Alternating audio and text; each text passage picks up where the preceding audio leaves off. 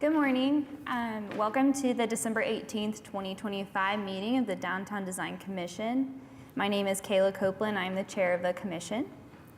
The agenda and documents are located at https://okc.primegov.com/public/portal.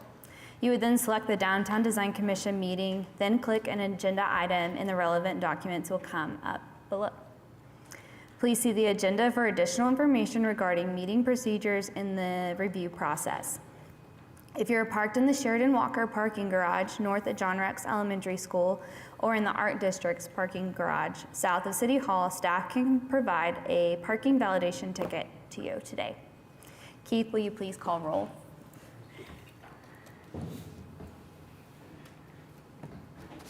Copeland.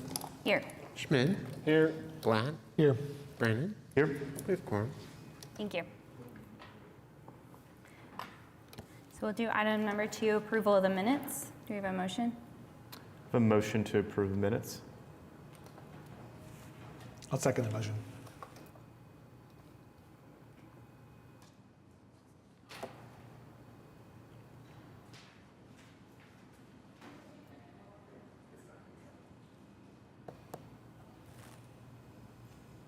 The minutes approval are passed.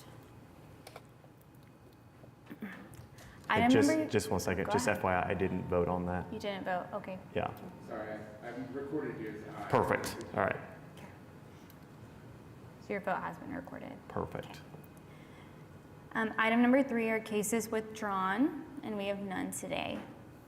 Item 4 are our continuance requests, and there are none today as well. So we'll move on to item 5, consent docket. Katie Friddle, Planning Department. You all have one item on the consent docket. This means that the item exceeds the threshold that staff can approve administratively, but it met all applicable guidelines and regulations. No variance is necessary. We recommend approval. I'll move to approve the consent docket. I'll second.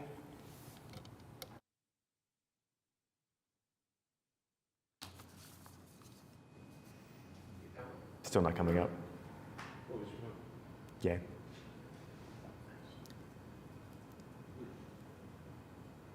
And thank you. Consent docket passes.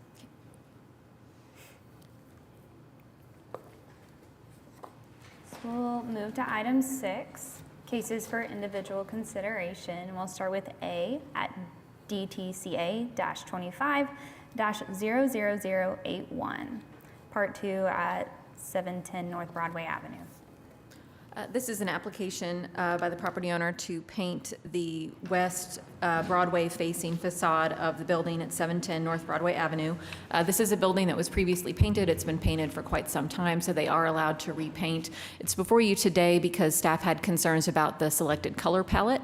While we don't have regulations or a specific color palette in the ordinance for downtown, there are guidelines in the building conservation and rehabilitation guidelines that talk about appropriate color palettes for historic structures. This building is within the Automobile Alley National Register District. At the time the district was created, it was not identified as contributing. However, the metal cladding that was over the face of the building at the time of the district nomination has since been removed. We think it is a historic resource and that it contributes to Automobile Alley, and that a more muted color palette would be a more appropriate choice for the painting of the building. So we did recommend approval with condition that an alternate color palette be submitted to staff. Any questions for staff? So whenever you are determining like color palette, is there some type of actual guideline? Are you referencing what the 5, 7, whatever the paint palette amount is? Are we referencing? Sure. So there's language in the building conservation guidelines that says to research what the historic painting scheme had been, or historic color scheme had been. In this case, it would have presumably been a typical Automobile Alley red brick. use that as a basis for deciding on a new color scheme, choose a discrete location to sample paint layer history, to see what colors the building might have been painted previously, and to use a comprehensive color scheme for the building's entire exterior, which they are proposing to do that here. So, you know, as we look at just the colors used in this district historically, the stark black would not have typically been a selection we would have seen. Yeah. I think my concern now is that we're seeing murals up and we're having that stark black like appearance, right? So it's just kind of this argument of what's historic, what's allowed because there's precedent. So this kind of, it's, in my opinion, it's not very clear. So just trying to see if there's a way that we can figure out a direction there. Sure. I agree. I think it's a slippery slope when we start talking about color. I was curious, did you have any conversation with the owner, and did they seem receptive to entertaining some other color options? I think this is before you because they did not initially want to change what they had proposed. So we said we would take it to the commission for review. And I'm sorry, I ran in here at the last minute, and I don't know if our applicant is here or if they're, okay. So they may want to speak about the color selection. If an alternate color selection was selected, could it be negotiated with staff? Yes, administrative? absolutely. You all could provide some general direction, Okay. and then that could be submitted to staff. Would the applicant like to speak on this? Or anybody else in the audience as well?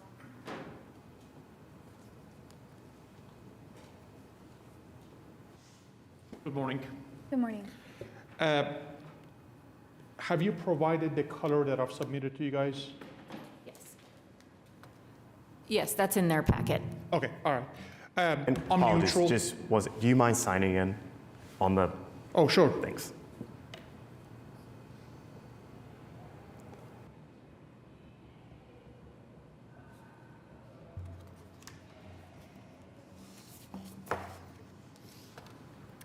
Keith, are we also asking for addresses, names and addresses?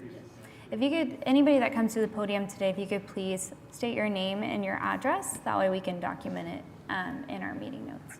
I'm going Thank to you. start over again. Good morning. Good morning. My name is Amin Paksat. I am the owner of 710 North Broadway in Oklahoma City. And I'm here asking for change of a color of the exterior of the building.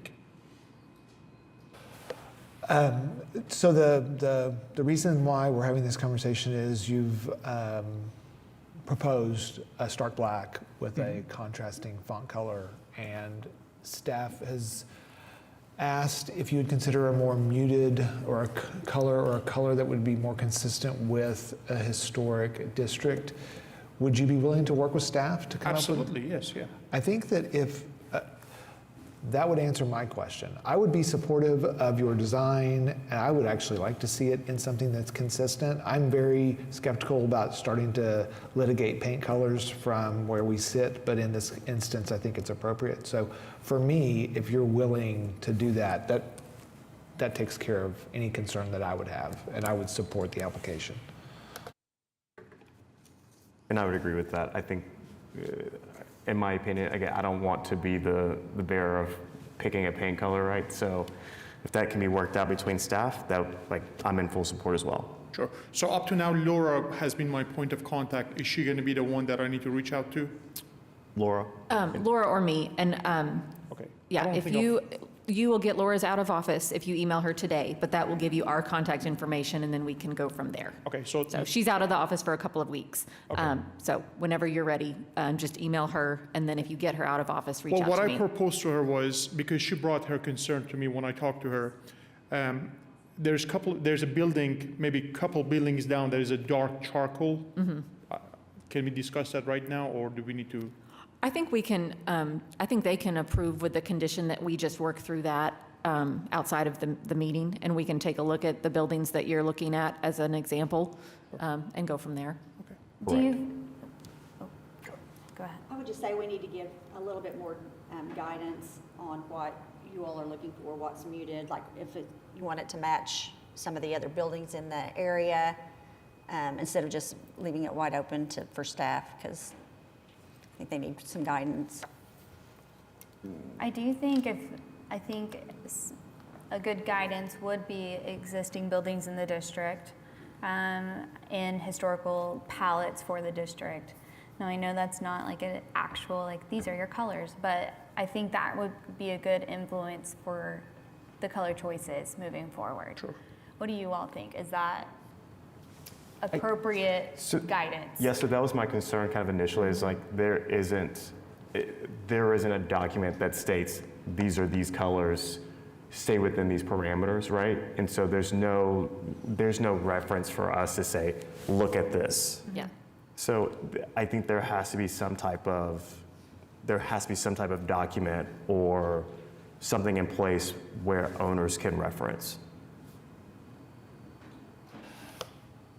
The concept of going with a color that is existing, the only thing that I would say is I don't know what that color is, and I don't know if it's faded. I just don't know. I think that the intent of matching something that's there is going definitely in the right direction. I think your best approach would be to work that out with staff. And so if you would present, and you've sent that to Laura? I've talked to her about it. I have not sent it. Okay. The colors that you see is what I asked to paint the building with. Okay, so I think your next best option would be to negotiate with staff to come up with a color that everybody is acceptable, or that is acceptable to everybody, and then we will be in support of it. Okay. Thank you. Thank you very much. I appreciate it. Is there anybody in the audience that would also like to speak on this? If not, I think we'll entertain a motion. I'll move to approve the application on the basis that the project complies with the regulations and guidelines of the Downtown Design District zoning ordinance as referenced in section C and D of the staff report, with the condition that the applicant work with staff to identify a color palette that will be acceptable and more muted, with the intent that it becomes more muted and consistent with the historic character of the district. Brandon, second.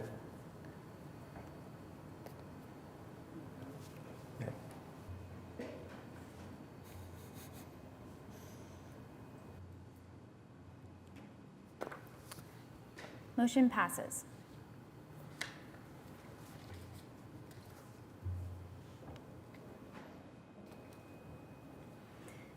Okay, we'll move to item B. It will be DTCA-25-00087 at 1111 and 1100 Classen Drive.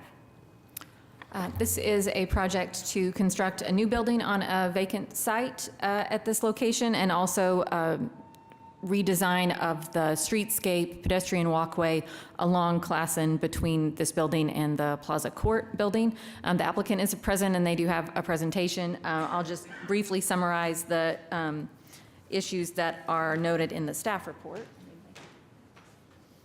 So, kind of due to the unusual nature of this site and the shape of the site, as well as the closure of Classen through the area to create a pedestrian thoroughfare, there are a number of variances that will have to be sought for this development to take place. This includes the height requirement for the one-story portion of the proposed building that you will see, as well as the setback for the proposed building, because it's on a kind of triangular parcel. So they are required to be within 10 feet of the property line on all sides, and that's not feasible for this project. They are proposing solar panels to function as carports for a surface parking lot, because they are technically visible and they are mechanical equipment that is required to be screened. They need a variance to that screening requirement.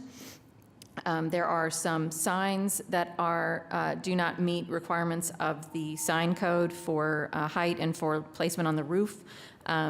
So each of those would require a variance. And then this doesn't require a variance, but we have a parking lot proposed on a corner, and there's a guideline against that. We have, in various circumstances, approved such surface parking lots on corners, and do think that it's justified in this case with the proposed development as it is. And then one other thing I wanted to note before the applicant presents is there are two items that you'll see in the renderings that are not in this packet for your review today. They will come back at a later date. Those are an enclosed entrance to be added on to the Plaza Court building itself, and then a railing at the brick fence wall in front of Plaza Court. Staff is still working on the details of those with the applicant, and that will come back to you.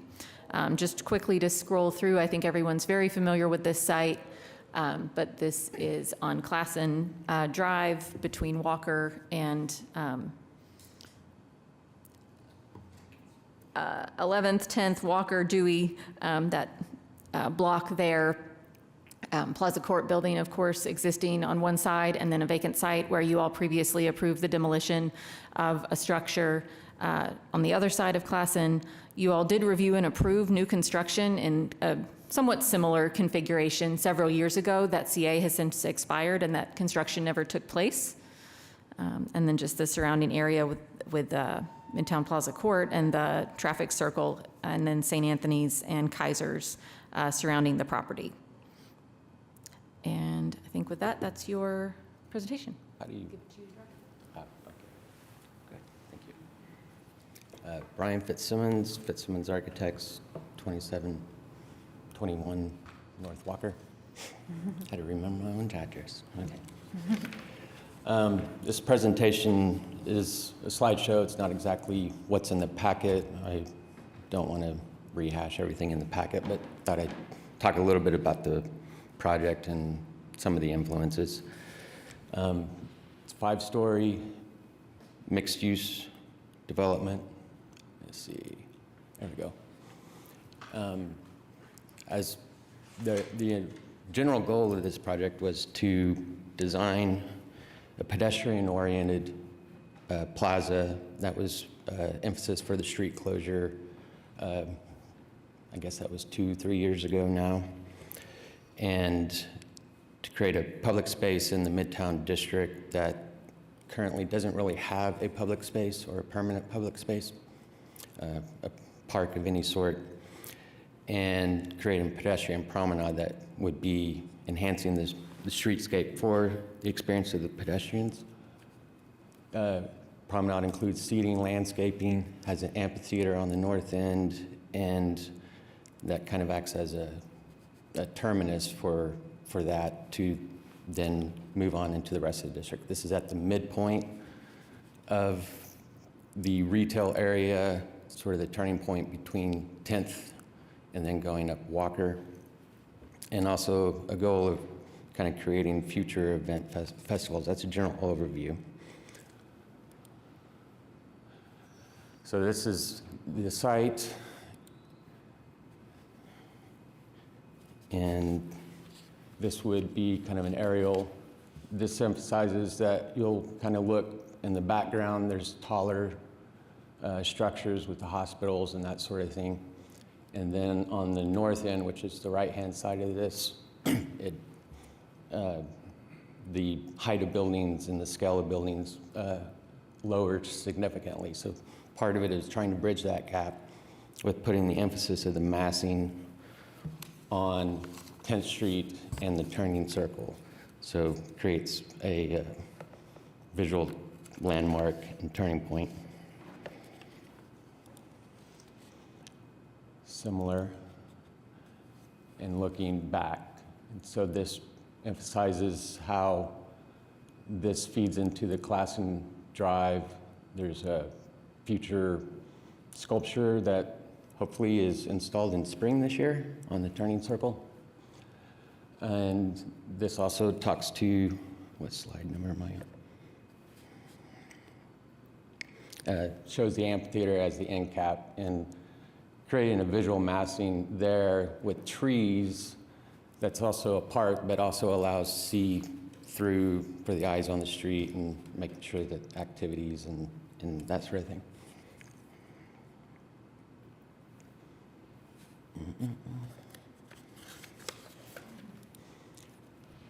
This shows a bit of what was influenced in what I was speaking of earlier with the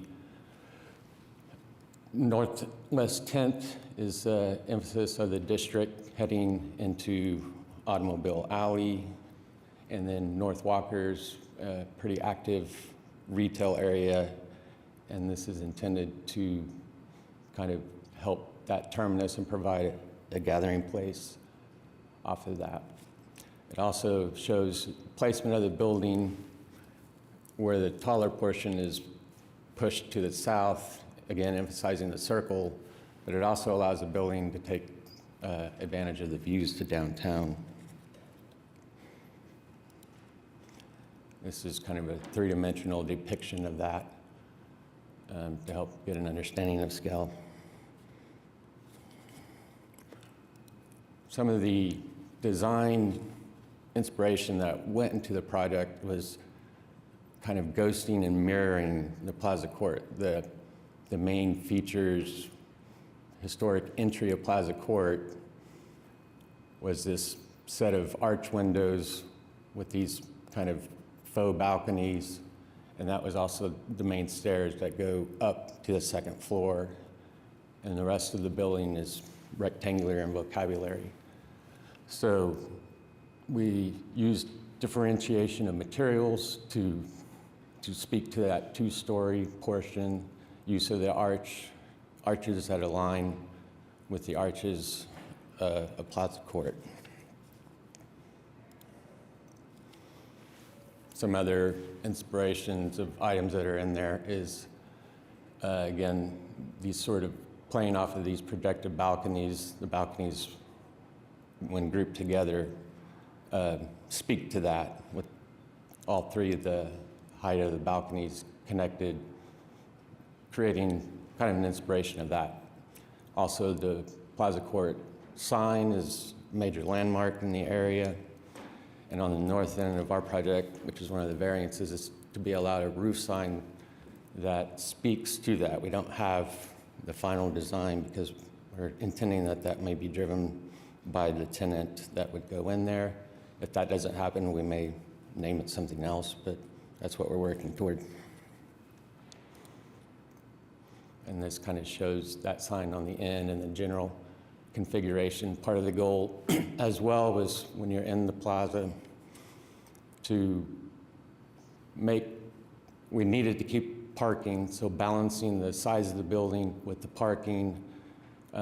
It's just a market reality that parking is needed near businesses to help them. And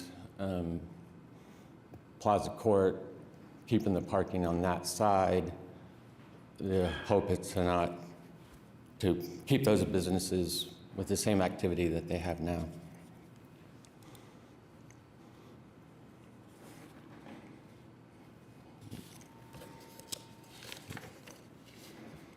And this is kind of in the plaza. One of the things it's set up with is we'll have tent tie downs throughout the plaza so that we can continue to have markets that would be, holds the same number of tents and scale as the current pop-up shops on 10th.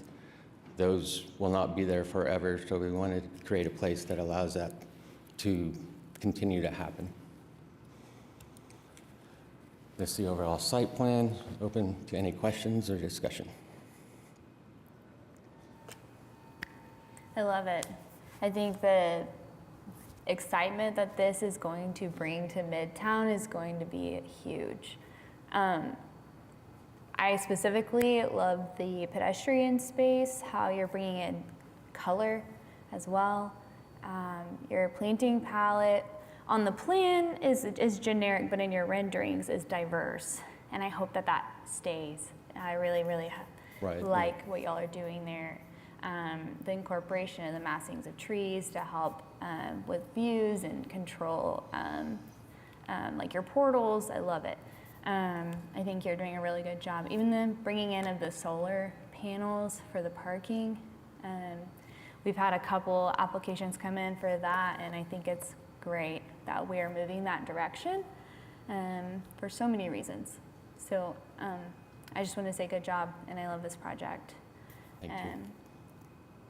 Do you all have any questions? We missed questions for staff too, so either for staff or for the applicant. Yeah, I think I want to echo Kayla's sentiments. I know this has been a long time coming for Fitzsimmons, so just appreciate the dedication to the project. Excited to see something finally be built there. I like the project as well. I specifically appreciate the fact that you flipped the one story.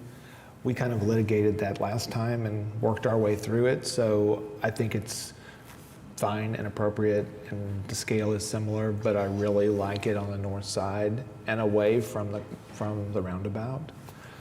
I think that the way that you've organized, I like everything about the project. I have one question that is going to step out of my wheelhouse. I'm going to ask Kayla, how do you feel about standard live oaks in this environment? Live oaks? He's got a live oak caliper berries for his significant trees. Now I know that there's one that's an Ozark, kind of a. Those Those are are all existing. the three Okay. live oaks are existing, and we're going through great pains to Okay. not kill them. I saw live oak. If I would have just looked up two, I would have seen existing. Then but A new live oak would be more questionable, Okay. but an existing one that is in good condition, Yeah, and these are Would be pretty worthy good as size stated, for Okay. that's perfect. especially then. for their unique evergreenness that they bring for a shade style tree. So I think it's good. I like it. I think I would be remiss if I don't bring up the thing that I usually bring up, which is I'm concerned that the North Dewey pedestrian experience suffers because we've not installed shade trees because we don't want to shade the solar canopy. And it's definitely a building that presents a front and a back, and parking is a reality. I just wonder if anyone expresses a similar concern of saying, could the solar canopy be on the east side of that parking experience, and then we can actually get shade trees on the west side for the pedestrians that walk past this.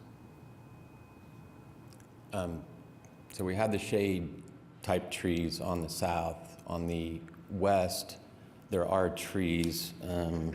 I mean, those are going to be your classic Midtown sweet gums. Yeah. Probably, yeah. And that's my concern, is it's not really a canopy street tree. It's a tall, columnar, sculptural thing, but not necessarily a shade. And I recognize you've done that because we don't want to shade the solar, but we've seen experiences in Midtown, across the way from the old Stryker building, where we have shade trees near solar canopies to balance it, so we still get pedestrian experience with shade. I just, I'm the one that always beats the drum on shade trees, and I don't know if anyone's seeing that the same way I'm seeing it. I see it. Did we have any renderings showing Dewey in your presentation? I don't know if I have the packet, but there is, Oh, in the application. on the application, probably best shows on the solar variance discussion. I'm gonna scroll and find that really fast. Okay, perfect.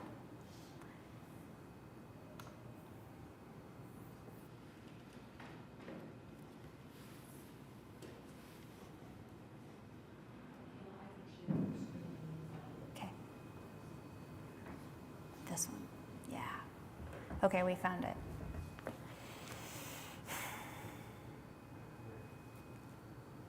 Does it get bigger? I have power. And the intent is to plant a tall hedgerow that will meet the typical guidelines of parking adjacent to street, but to create a wall that hides visibility of the cars and at least helps that. And the trees are planted pretty closely together, so hopefully, I understand it's not shade specific, but Yeah. Its intent is more of maybe a buffer for the car viewing than for shade for a pedestrian. Was there, because mine is kind of taken over, is there enough space to add a little bit more width to your green we're out of room. where these trees currently are? Yeah. I guess I was trying to say, can we flip the solar canopy from the west side of the parking lot to the east side of the parking lot? Larger trees. And then you're no longer having the problem of shading solar panels, and you can put the right street tree on the street. We'd rather not do that, but It's tight, yeah. part of the reason that it is on that side is we had originally done what you're talking about. The intent of the panels, canopies themselves would be for the apartment units. And so trying to get the retail customers as close as possible seemed like a more market choice, so. That is why it was there, but yes. It was a discussion, yes. Is there going to be a delineation between what's apartment parking versus public parking or, retail parking, if that makes sense? We don't have it mapped out yet, but the covered parking will be reserved for specific units, Okay. so.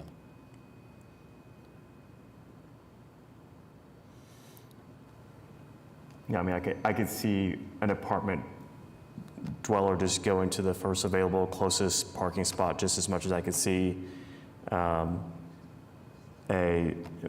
retail, not resident, but, a shopper going to one of the retail buildings too. So I think it's just like maybe it's just the part closest if it's to the building or not. So I don't know.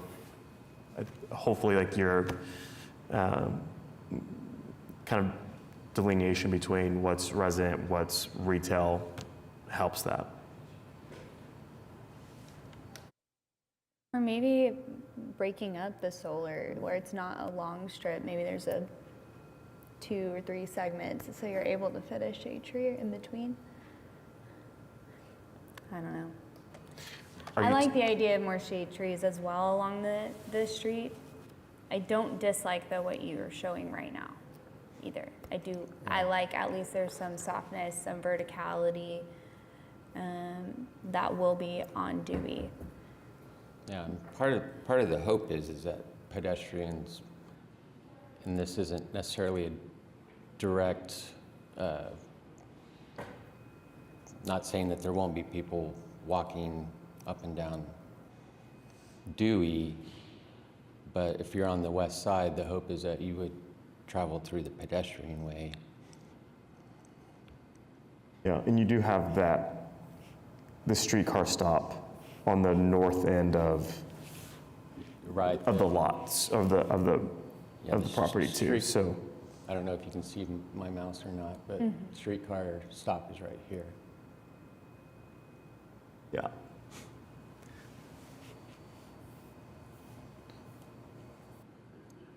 What's directly across the street is a parking garage. And there's also thoughts that went into not just the reserved spot, but by adding a massing of the carport at least is something, whereas if it's just trees and parking, I don't know, it felt better to put it there. But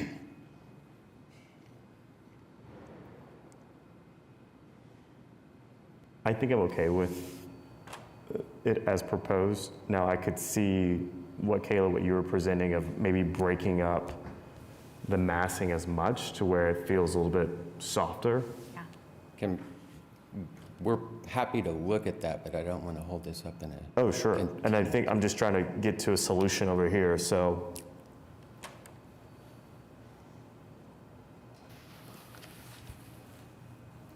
Any other comments? This would not have to come back, if there was some kind of adjustment to either the location or configuration, it would not have to come back before us. It could be something that would be worked out with staff. Yeah, if you all have direction as part of a condition for the applicant on changes to the solar panels, that's something we can certainly work through with them. So that would just have to be crafted in the motion. Okay. I just think Midtown Renaissance is easily one of the strongest developers in the city. Brian Fitzsimmons has done phenomenal projects. I think there has been tremendous value placed in the pedestrian experience, but there is we bear a bit of burden on our side, which is ensuring that the pedestrian experience for people that walk past your site but not necessarily use your site are also gaining from this development.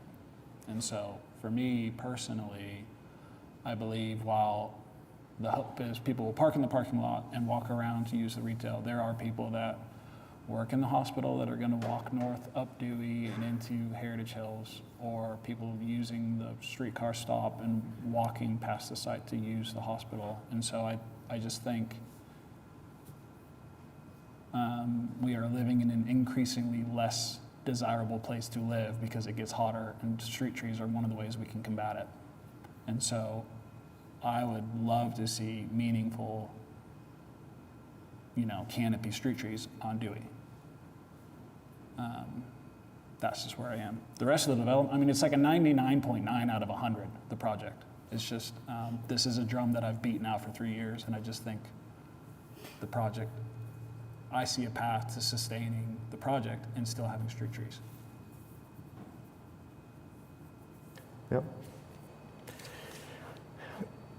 So do you want to try to figure out what that path forward is? How do we get there? Could we come up with a solution right now, or do we need to? Because again, I don't want to hold up the applicant if we can get there. I'm also at the disadvantage of the owner is not here.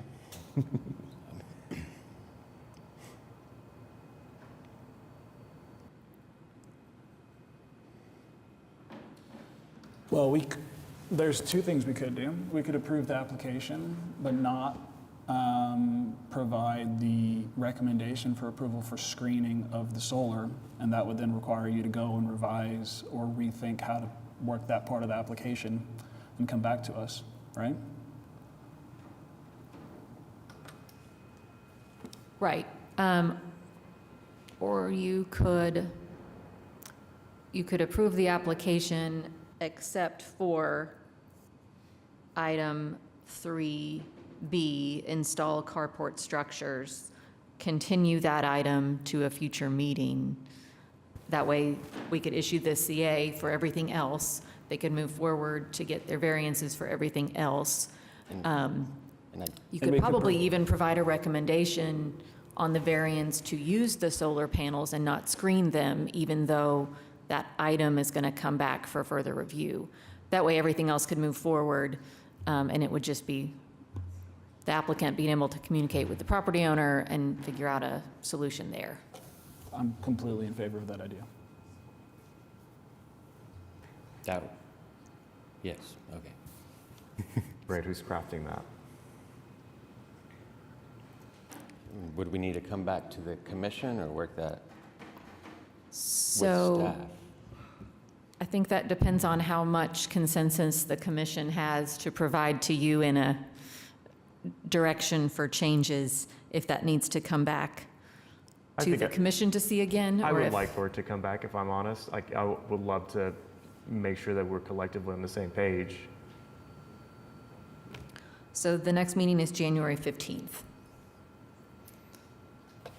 And something would have to be provided to you by what date? So officially, I'm supposed to say December 23rd. I don't think we're going to write any staff reports on December 24th, 25th, or 26th. So honestly, that first full week in January, January 2nd, January 5th, because it's a very simple change, and we're going to write 3 sentences and send it back to you guys. So, and we can work with the applicant on that Yeah, and I nail mean- down a deadline. I think that depends on Eric ultimately. I think that if this is something that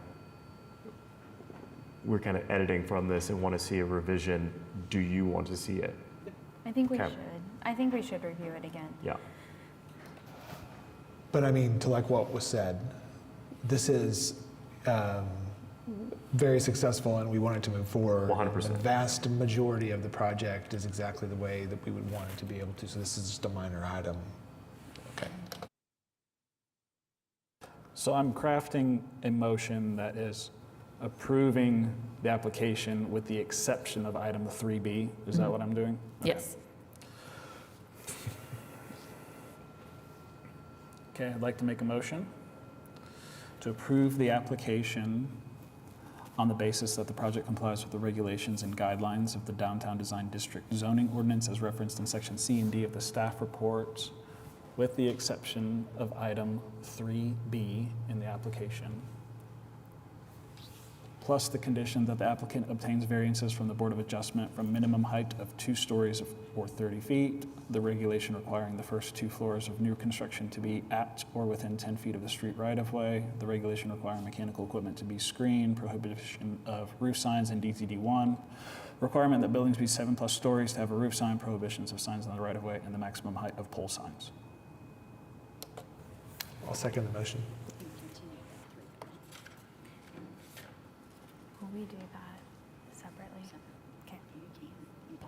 So then we need to continue item Approval, 3B and then make a recommendation. Okay. Okay, and I will make a motion to continue item 3B.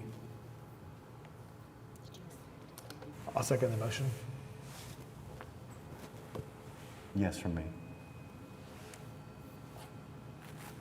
This is a separate motion, That's to continue. the continue. And then I'd like to make a motion to provide a recommendation of approval to the Board of Adjustment for variances from minimum height of 2 stories or 30 feet, the regulation requiring the first 2 floors of new construction to be at or within 10 feet of the street right-of-way, the regulation requiring a mechanical equipment to be screened, prohibitions of roof signs in DTD1, requirement that buildings be 7+ stories have a roof sign, prohibition of signs in the right-of-way, and the maximum height of pole signs. Second the motion. Try to get them all in at one time. Yes. And all 3 of those motions passed today. Perfect. Thank you. Thank you. Thank you. Thank you. Okay, we'll do, continue on with item C, which is DTCA-25-00089 at 1100 North Walker Avenue. This is just across the street at what was Brown's Bakery, informally known as. Staff has previously administratively approved renovation items related to this building and getting a new tenant into this space and generally remodeling the property. You can see a lot of that is underway now. What is before you today is signage that will require a variance because it includes roof signs that are not supported by the sign code. They are approximating a historic condition with roof signs that were on these on this structure previously, and staff is supportive of that variance. And then the other items include landscaping, site improvements, outdoor seating, et cetera. Staff's recommending approval of the application, and the applicant has a presentation for you. Any questions for staff? No. Thank you, Katie. I take it just one click. Yep.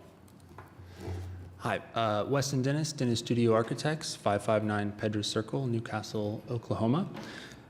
We just put together a couple slides here to add some color to the signage beyond what we submitted in our application. This was, historically, this was Clyde's grocery store, and they had some signage on the building on the canopy to the south. There was some roof-mounted signage there, some steel signage, kind of drum construction, and then a soffit sign there in the middle of the barrel. This was identified on the Part 2 application as something that would be put back in a similar location. What we're proposing, very similarly, same construction and more or less same locations for the signage here. In my understanding with talking with Laura Griggs, that the signage code that currently prohibits roof-mounted signage on buildings that are under 7 stories is likely to change next year. So we're just seeking to add back signage in a way that respects the building and its history.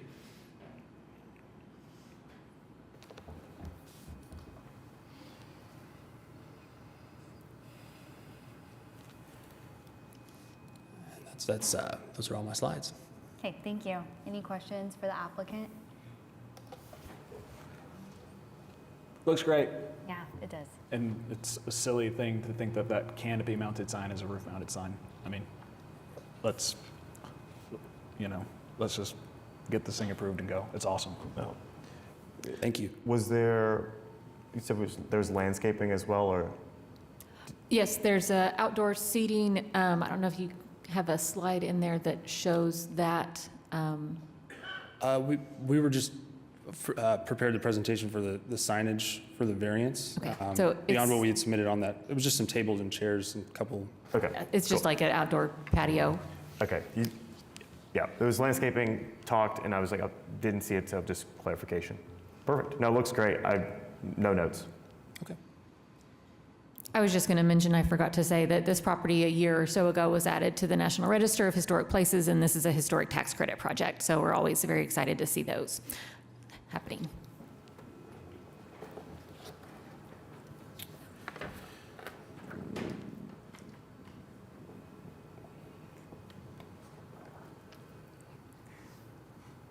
I'm zooming into the landscape plan, because I also missed that.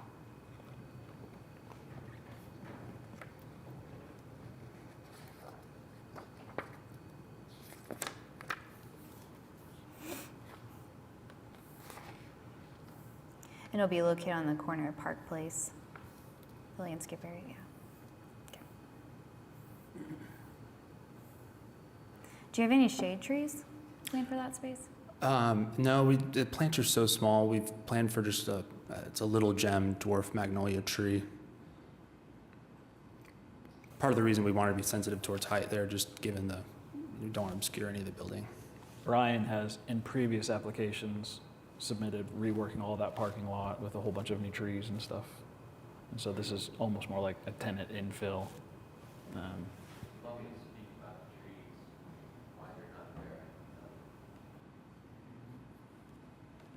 I've reviewed that application thoroughly before, so I'm super happy with what's going on this project. I think it's really great. Thanks.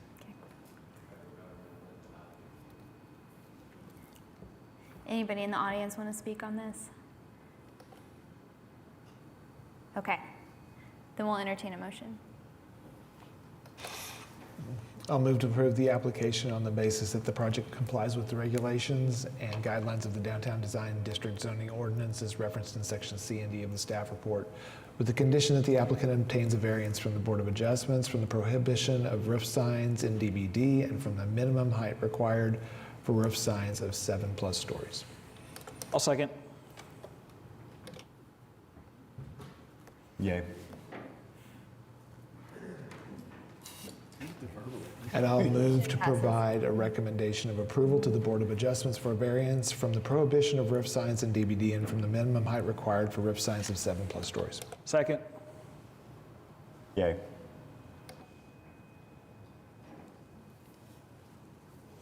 Motion passes. So we'll move to item D, which is DTCA-25-00090 at 1100 South Robinson Avenue.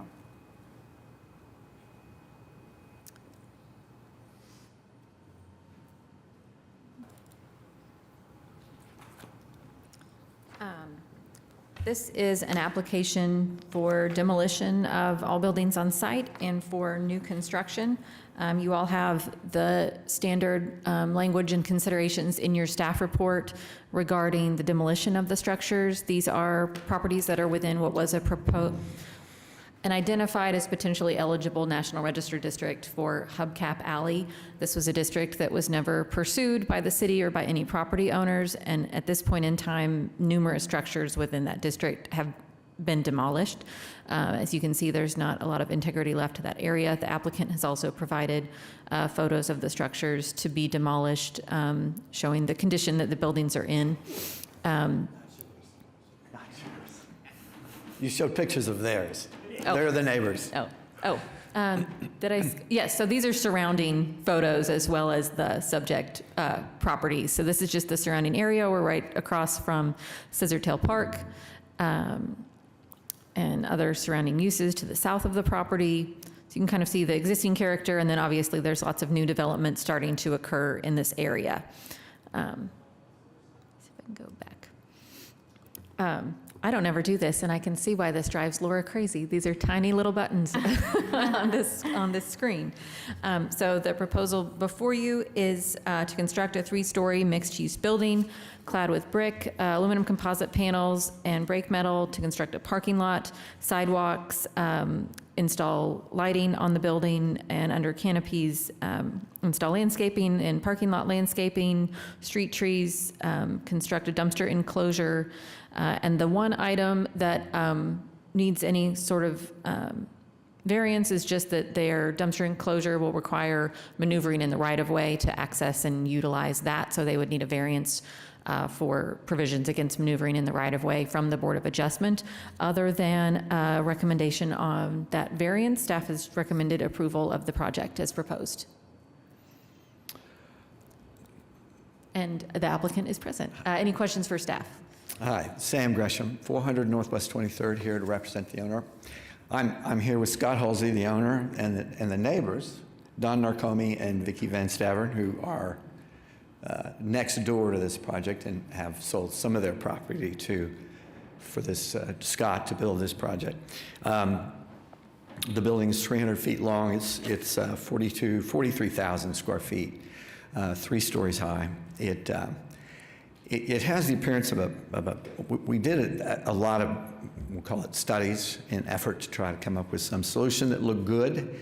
My opinion is that real contemporary things did not fit. They just looked arbitrary and ridiculous. Massing on the building was, with 300 feet, it needed to be broken up, but again, it seemed to be that the way it looked best like this. I mean, as a kind of Bricktown-like structure with some modifications to make it a little more contemporary in appearance. The parking will be expanded at some point to the east, and that area, the owner, Scott Halsey, has purchased all the land east of this building. That's not included in any part of this application. It's on the other side of the alley, and the alley will be vacated at district court at some point. So we'll have some modifications to make there. But I'd be happy to answer any questions you have. I'd like to hear from you.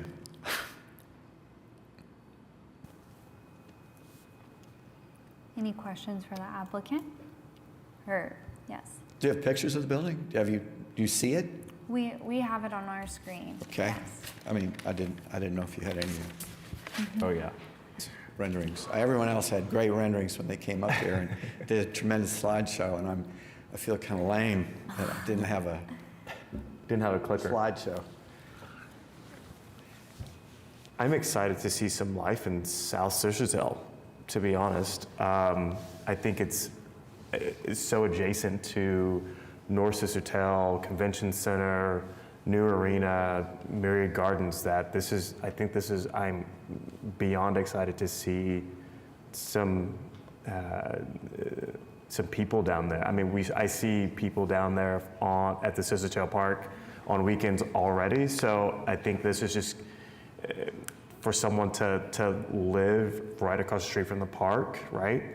That's going to be huge. So I appreciate your due diligence and your efforts and making this come to life. Thank you. Yeah. Thank you very much. Yes. No, there's some anticipation for changes in the streetscape. One of the issues for us is that the sidewalk is only 8 feet wide. And there is some kind of proposed change to increase either bike lane, add a bike lane, drop it down to 2, one north, one south, 2 lanes.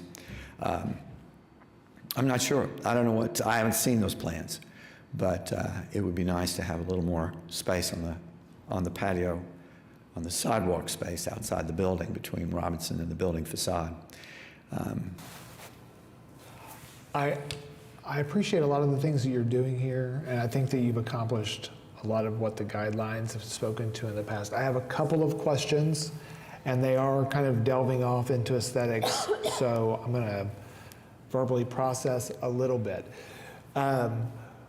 Your canopy height above the sidewalk is how high? 14 feet. 14 Right. feet. From a scale standpoint, it felt, now when I look at the individuals who are walking on there, and then you have 14 feet of glass that's adjacent to it, Well, maybe it's not 14 feet. Let me look at that. but in scale, close, and above that glass is a lot of brick, and you said kind of a brick town aesthetic. I see at places where you're bringing down the columns to represent locations where you have structure. There's this transparency underneath all of that brick that I am conflicted because I want the transparency for the pedestrian individual who's going to interact with the building. That's exactly what we always say, and I think that's successfully done. But the amount of glass relative to the amount of brick above it and the amount of vertical space before the canopy hits feels, from a scale standpoint, to be something that I was curious how it was derived. Was there a reason for that much height? Was there a reason for that much glass without any indication of structure? I'm going to say the owner was very keen on a lot of glass, and it does have a quality of unsupported load on top of, this heavy, massive building, almost nothing under it. And, Correct. and that, we'll call it a contemporary aesthetic. It doesn't really, I have a real sense of wanting to see, visual support there, some kind of structure that implies that we've got, enough holding it up. But no, the building is basically floating over that glass. I actually appreciate the comment of you're trying to create a contemporary solution. And so I was just curious because that is what my eye was drawn to. So I don't necessarily know if we have something that I would be able to even say that I take exception to in the way that you've laid it out from a scale standpoint and from a rhythm in the glass. Is that glass butt glazed? Does that glass have, I saw in... It's structural silicone glazing. It's the glass is insulated glass put together with the silicone strip. No framing. No frame. Frame sits behind it, right. The canopy is 12 feet. Oh, good job. Thank you. I couldn't remember. Is staff aware of any proposed street improvements to the east side of Robinson here? Sorry, say that again? Is staff aware of any city proposed street improvement projects on the east side of Robinson here? I don't know specifically. I know there are a lot of street projects, pedestrian improvements, bicycle improvements, all over the city, but I'm not aware of anything specific in this area. That doesn't mean it's not happening. And the owner owns the property to the east of the proposed project today? Yes. Although Don Narcomi and Vicky Van Stavern own the property that's on 10th Street. There's a remaining, you see that little flag that's cut out of there, and that's Don's studio. And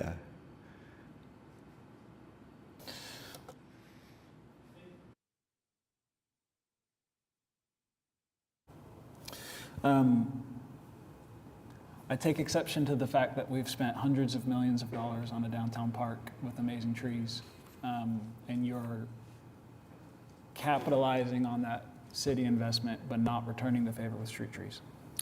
street trees are hard to accomplish in this particular location. We've got a west-facing exposure, and the canopy extends 4 feet out. We have 8 feet of sidewalk. And the discussion that I had with Laura, and again, I should have pursued the discovering what that proposed street improvement would look like. But it is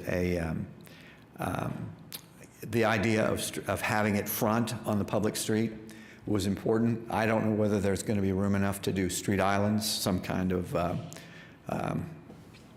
inset on the well, if they drop to 2 lanes, although if they're going to do a bike lane down there too, there's no room for that.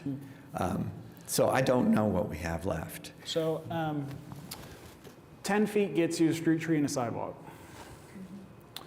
So, you know, if the building moved 2 feet east, we could get a row of street trees and street wells, and then a 5-foot sidewalk along the whole front of that project. And, you know, I think that would vastly improve even the architectural intent of this building. I mean, Main Street Arcade is a great building that has a continuous canopy out front that is then lined with amazing street trees, and it has the layering of a very generous urban design. No, I like that idea. It's a great idea. I mean, a larger sidewalk was outdoor dining, Yeah, yeah. life on the street, that sort of thing. Yeah. It makes perfect sense. It creates amenity zone for benches, I'll have trash cans, to- bike racks, etc. Bring it to my owner. My owner is right there, and he might have something to say about that. I'm glad to do it. I think it's a great idea, though. I Sure. do. And then the other concerns I have are the sidewalk along Southwest 11th is interrupted by the dumpster enclosure and then does not continue access into the parking lot. So I think that probably needs to be looked at further to make sure that we have continuous pedestrian sidewalks all the way along Southwest 11th. Let me tell you a little bit about the property south. He's also, the owner, again, also pursuing that. I'm not sure if the agreement has been settled, but the idea of vacating 11th Street is in the works. That's a proposed, the concept of vacating all the alleys and all the streets, as long as the owner owns both sides of it, will be pursued. And we don't expect 11th Street to remain. It doesn't go anywhere, and it's got blocks of concrete sitting in the middle of it. I don't know who put them there. And the right-of-way terminates at the Shields right-of-way. So I think that is an awesome idea, but I can't judge that today because no, we don't have I that. agree with you. And if you needed, you're saying sidewalks on 11th Street all the way back? Well, could I share my screen? Can we share Eric's screen? Boom. There you go. You've got a sidewalk. We have a sidewalk, Yeah, you do. To our And then- approach. And then you've got a dumpster enclosure. right? And then if you keep going east, you don't have a sidewalk anymore. There's an alley back there. Our property line terminates at that alley. We have a I curb can't- essentially on the alley. You can't get to that alley. Your sidewalk stops at your dumpster enclosure. Right, right. And the alley will be vacated. That is a given. I know it's not part of you can't consider it now as part of our call it a condition. But what are you proposing? I'm not clear on what you think we should do.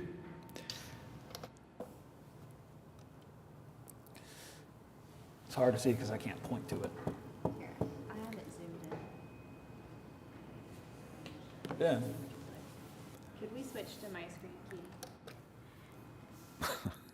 Are you doing something? Oh, there it is. Yeah, good. Okay. And what do you propose here? I would propose that the sidewalk that you're traveling east on Southwest 11th Street will have some sort of ramp down across the dumpster enclosure, and then a continuation of sidewalk across where you're seeing the Yelpon and Yelpon Holly, and then designating some sort of pedestrian continuation to the east. Yeah, Past the gate opener. yeah. And that would have some kind of change in color and some kind of change in texture so that individuals would realize that they're in the vehicular zone, but they're notified. Oh, we can add that, sure. Yeah. It sounds like there's so much stitched together amazing development happening down here with all these properties, and this is like the first piece, and we're only seeing 33% of the grand vision. And you know, if 11th Street closes, I think differently about the dumpster enclosure and the trash trucks maneuvering in the street, you know, and so I just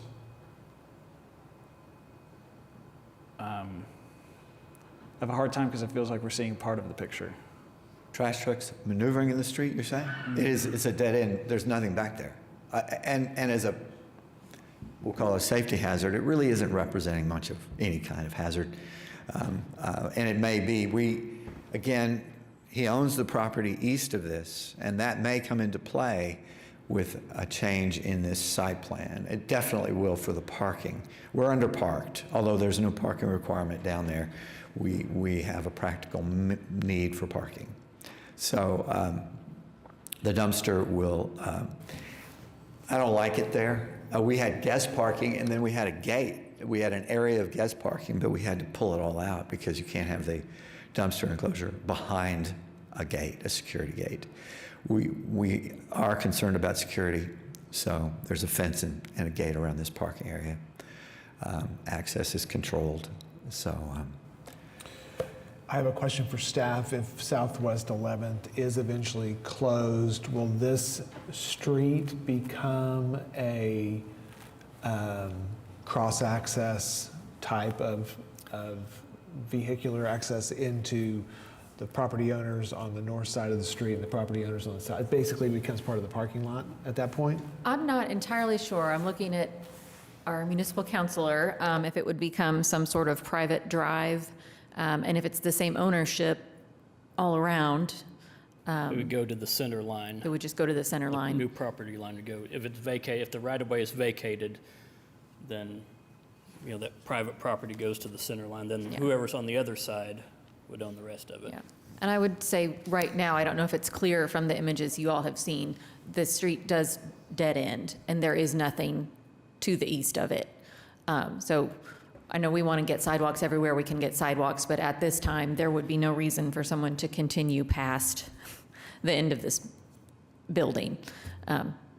Unless the developer owns the land to the east, then they're going to be putting in more development and buildings, Yeah. and then they need to connect back to Robinson. So Yeah. Yeah. Yeah.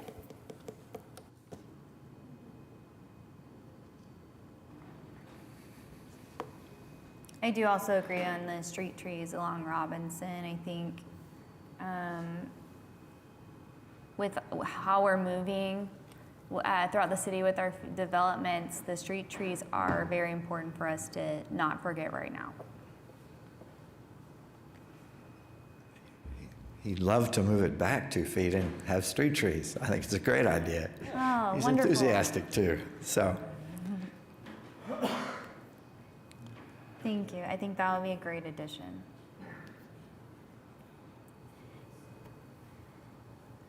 Any other questions for the applicant? And if not, is anybody, is there anywhere else?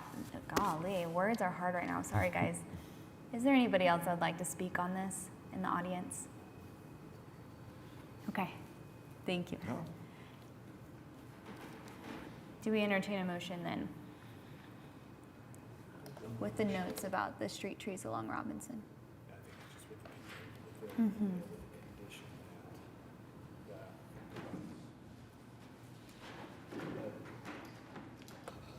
The issue of street trees then really needs to either, we're going to have to either be comfortable that it would go to staff for administrative approval, so that it, but with the understanding that we would approve the project, that the building would move 2 feet to allow for street trees. And I think the question is staff okay with the cadence of the tree and the species of the tree, or do we want to have input on minimum cadence? Because really that's going to determine on. May I offer Species. something? There is an ordinance for, is it scenic river front? We're part of that same district. Street trees are required, and street trees have both a species and a frequency, the centers between trees. I don't know what it is. I know Laura talked about it, but we couldn't get there. But we are now. Eric has with his concept, we're there. So can you defer?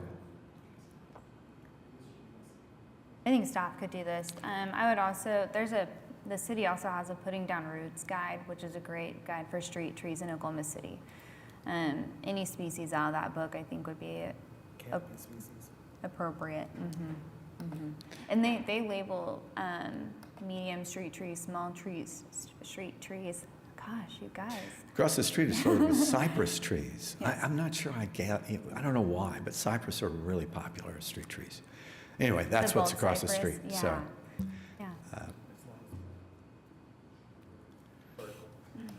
Thank you. I'm going to move to approve the application on the basis that the project complies with the regulations and guidelines of the Downtown Design District zoning ordinance as referenced in section C and D of the staff report, with the condition that the owner work with staff in moving the building a minimum of 2 feet east and incorporating canopy street trees in accordance with the regulations of the Riverfront Overlay District. Yes, Scenic River Scenic Overlay Design River District. Overlay Design District. And that the applicant applies for a variance from the Board of Adjustment from the regulation prohibiting maneuvering in the right-of-way. I'll second. Yeah. And then I'll move Motion passes. to provide a recommendation of approval to the Board of Adjustment for a variance from the regulation prohibiting maneuvering in the right-of-way. I'll second. Yeah. And for the next item, I'm going to recuse myself. And I feel like I have to say something, which is, I went straight to the negative on your street trees.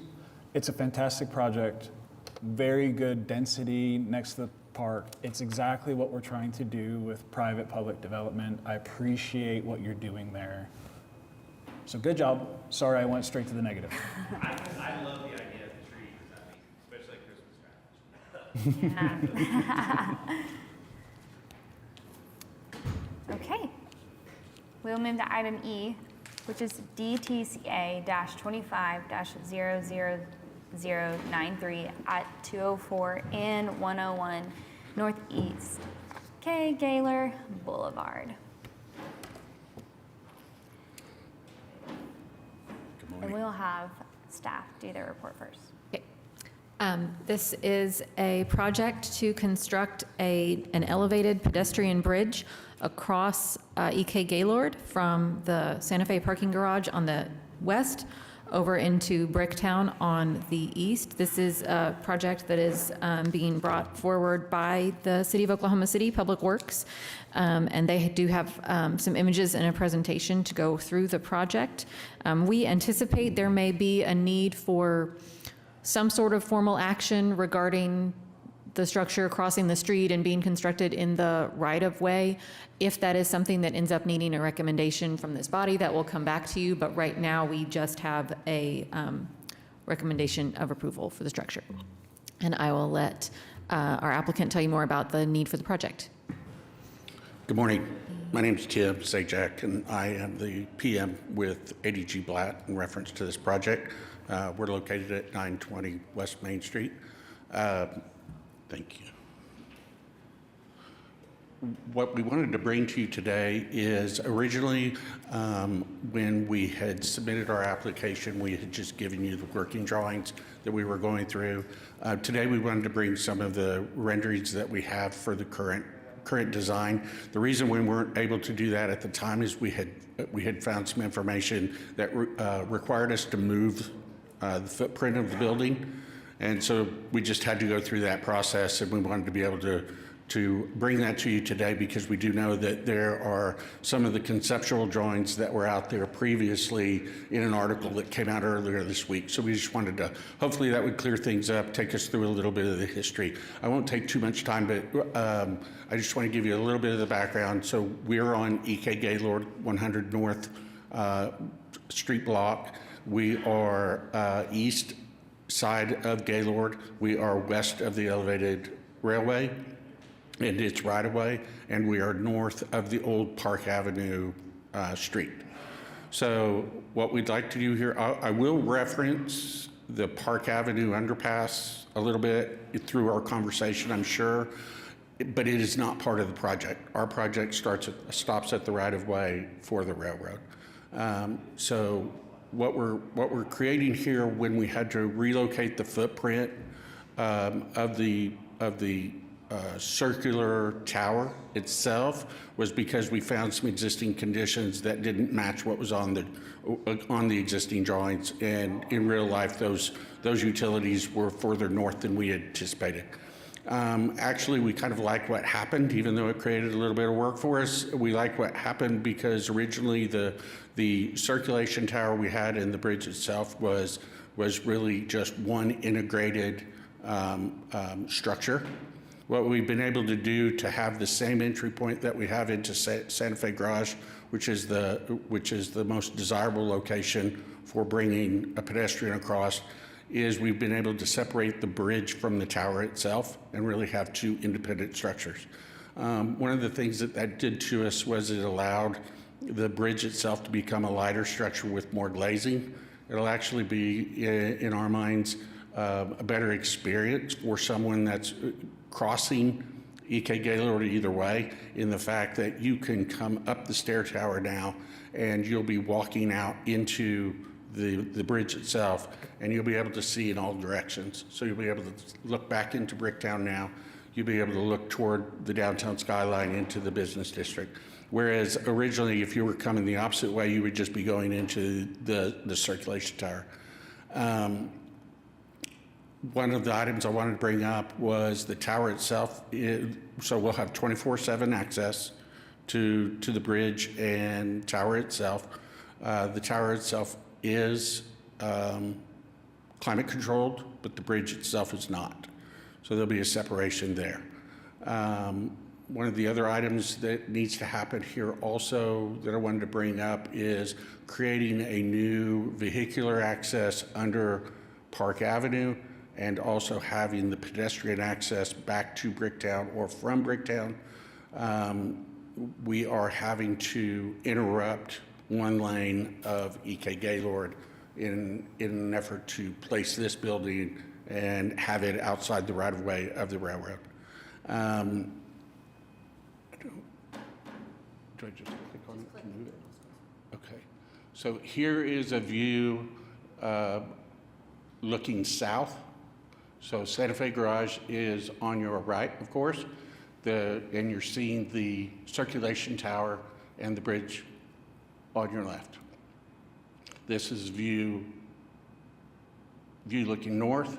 As you can see, we've got the interruption of the drive lane over on the right side, and you're seeing at the very right side of the image, you're seeing what is the elevated pedestrian walkway under the underpass and to our bridge. That brings me to one of the items. The reason that we have that retaining wall and that raised parkway and what I call, or walkway and what I call a plaza level to the bridge is for two reasons. It's actually three. It's a protection of the portals and the structure themselves in case a vehicle had left the street. It also is a protection for the pedestrians in someone who doesn't want to use the bridge or use the tower. It will cause a barrier for them to go ahead and follow through with that, as opposed to what people are doing now, which just is dodging through traffic and going across the street. That's the danger we have now, is we're at a midpoint between Main and 2nd Street with no utilities helping, a pedestrian cross that. So the third item it also does is it creates that base and elevates the pedestrian away from the car in case we had something else, vehicular incident down at the base. So I think I'd leave it at that at this point. If there's any questions you have for us, I can give you more history on kind of the background and how we've got here, but I'd be interested in your comments. Any questions for the applicant or for staff?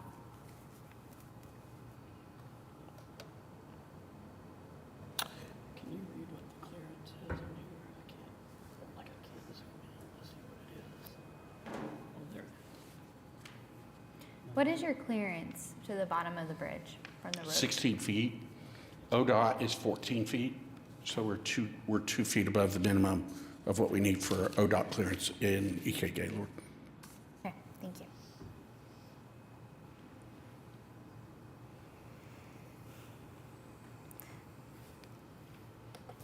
Is the only signage for the road ending the 3 yellow arrows on E.K. Gaylord Boulevard when we're closing down the road?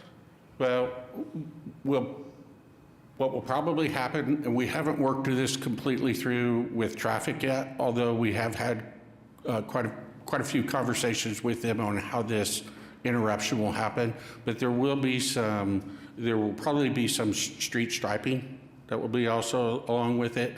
The second item there is, if you notice the 3 yellow chevrons, those are added to the project as those will be lit. And the idea behind those chevrons is those will also be on a sequence, and so that they will be like a turn signal to alert a car that lane is ending. Okay.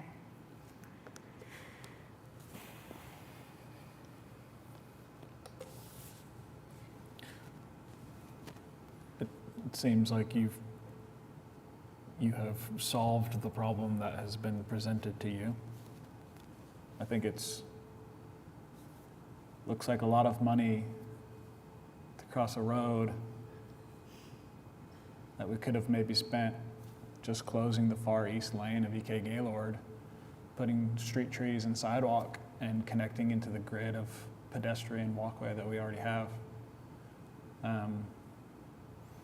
So I don't take exception to your solution, I take exception to the idea of the project.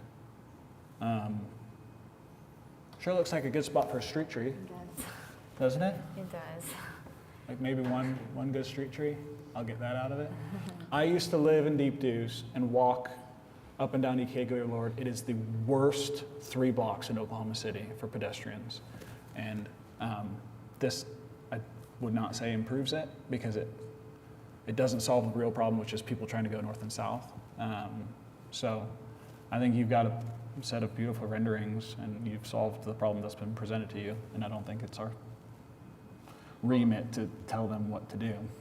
Will there be any signage on the bridge? You know, maybe the street name, or I'm just trying to think of, right now it is very generic. It's not necessarily branded, and maybe that was the intent.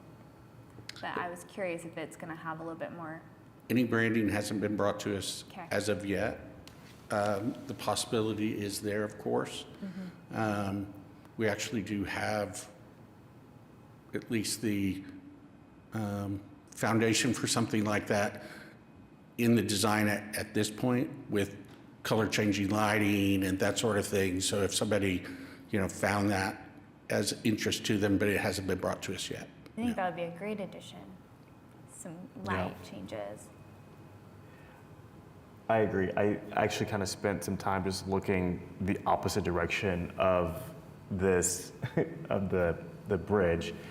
And you do have this 3rd lane on the far east side of E.K. Gaylord that you're just like, well, why wouldn't you just terminate the east, the east street and make it a sidewalk and have street trees? It's just so you can have people walk up and down E.K. Gaylord. But again, this is the project, and this is what is presented. That, of course, that would be a traffic decision and that sort of thing. Totally agree. Traffic has agreed to close it by giving you the pass-through under park. Interrupt, yes, they have. Interrupt or close, I mean, we're throttling it down to 2 lanes.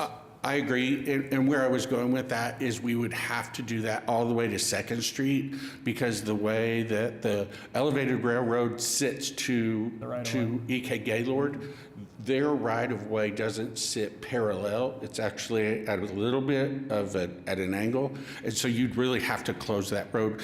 I'm not disagreeing with you, but it would have to be closed all the way to 2nd. And currently, what happens now, and this again is a reality, not a legality, is people make an illegal left turn coming out of Santa Fe Garage and dump onto E.K. Gaylord to go north to go home.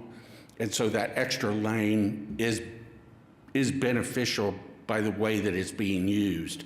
And that was the reason that we show in our design that we immediately give the lane back as you pass the entry and exit point of the Santa Fe garage.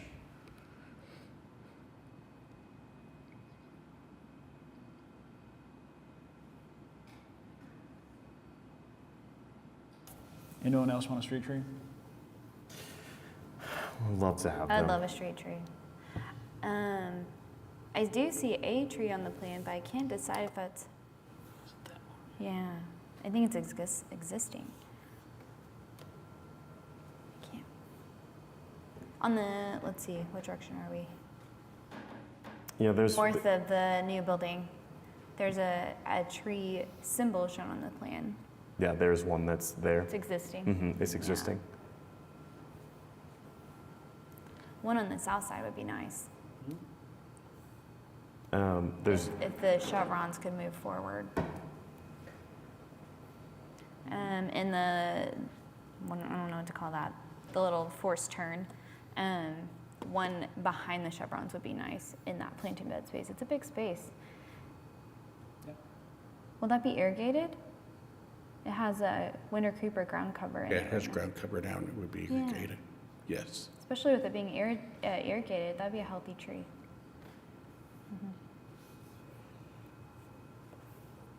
If we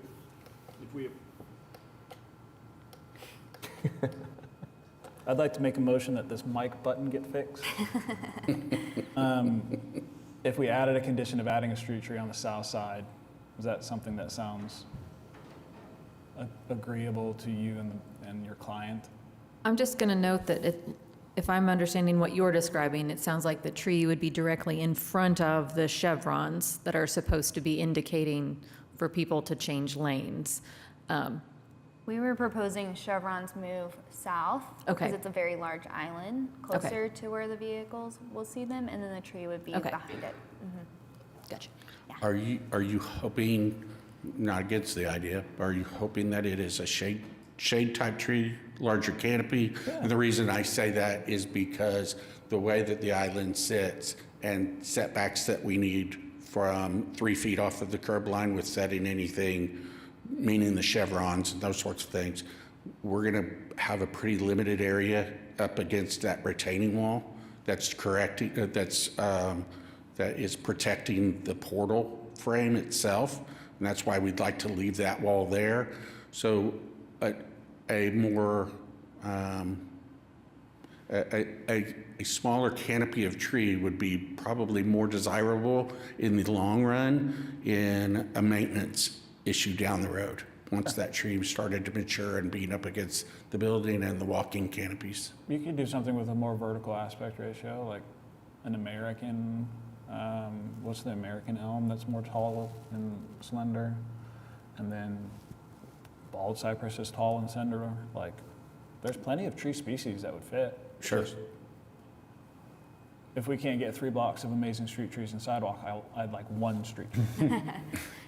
Fair enough. I see people walking up and down that sidewalk every single day, and it is a miserable experience, and you can tell that it happens because there's a desired path beat to the ground where there's no grass. And this is not going to get in the way of that. Now, whether people should be walking there or not, there's obviously a need for it. So I think a street tree, a medium-sized street tree of your species selection sounds appropriate. Yeah, I do have one question. That's fair. Just on the flow of the bridge. So once we are, I'm gonna look at, let's see, the east side where the tower is, and we're walking west. Will you only connect to the second story of the parking garage? Correct. And then I assume there's a stairway within the parking garage going Correct. down, and an elevator option as well? Correct. Okay. And that's why it was desirable for us to enter the bay that you're seeing here. Because originally, when we had to relocate the structure itself, one idea was just nothing more than if everything slid together, then we're down in the next bay, which makes it a harder walk for everybody trying to get to what the circulation patterns are within Santa Fe Garage. Are any improvements happening within the garage to the elevator or the stairway that we're connecting to? No, not that I know of. It'd be separate from us. The only thing that would happen, of course, is we would have a redesign of the parking that is existing there, because there is parking in that bay currently. So you'd abandon that parking, we'd have walking lanes, and we'd have those sorts of things, but nothing I know of as far as physically in the structure. Okay. Any other questions or comments? Anyone else from the audience? Anybody else from the audience want to speak on this? Okay. I'll make a motion to approve the application on the basis that the project complies with the regulations and guidelines of the Downtown Design District zoning ordinance as referenced in section C of the staff report, with the condition that they add a medium-sized street tree on the south portion of the bridge on the east side of EK Gaylord. Brandon, second.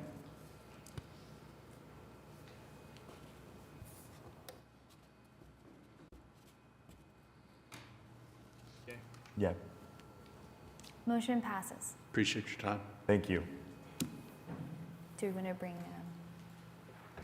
Bring him back Tony back? Oh, for our other business. there he is. I got a lot of trees today. I was going to say, how many trees have we added to? That's the goal. I feel like 10, at least. Yeah. That's a good day for Oklahoma City. Yeah, it is. Item number 7 is other business, and we have none. Item 8 for communications, it's a long list of administrative approvals. Anything that? Nothing extraordinary to report, signs and fences and extensions to CAs. We're always happy to answer questions about any of these if you see them and would like to know more, and then they're attached in your packet as well if you ever want to look through them. Okay. Item B, comments from planning department staff. I think we do anticipate a meeting in January.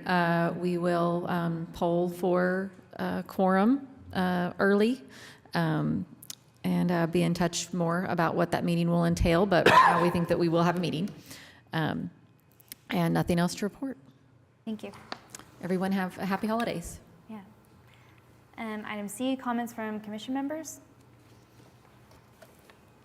Mayor Holt, what's going on, buddy? Yeah, it'd be great to have some more members to our commission, and Talk to Rachel. we will ask every meeting. I will note, we've held off for quite some time on doing a commission committee training. We are going to go ahead and go forward with that, probably late March, early April. We'll get some dates to you guys to get that scheduled, and maybe that'll be another motivation. Great. All the motivation is welcome. And then item D, our next meeting. The next regular commission meeting is Thursday, January 15th, 2026. New applications were to be submitted to staff by 4 p.m. Tuesday, December 16th, 2025. Revisions and information on continued projects are to be submitted by Tuesday, December 23rd, 2025.